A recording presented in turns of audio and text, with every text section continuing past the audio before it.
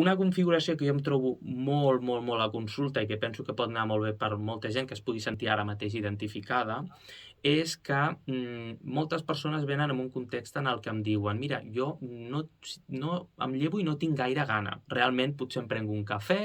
o un got d'aigua, o menjo però molt, molt poc, o pràcticament res, i aguanto fins l'hora de dinar. Vaig treballant, vaig fent cosetes i jo, escolta, pel matí jo no tinc gana, em diuen, no? Què passa? Que després, arriben amb gana, evidentment, a l'hora de dinar, però dinen, i després ja a mitja tarda, quan ja han acabat de treballar, o persones que potser tenen nens a la nit, després d'haver-los ja posat al llit i demés, allà és el moment crític, allà és el moment punt més àlgid que el cos t'està demanant ingesta d'aliment, unit amb la que ja estàs més relaxat, ja has acabat de treballar, o ja tens els nens ja posats al llit, i que en aquell moment ja et venen aquests moments, no? I clar, a més, ingeriràs aliments ja cap a la nit, i el cos tampoc ho processa igual.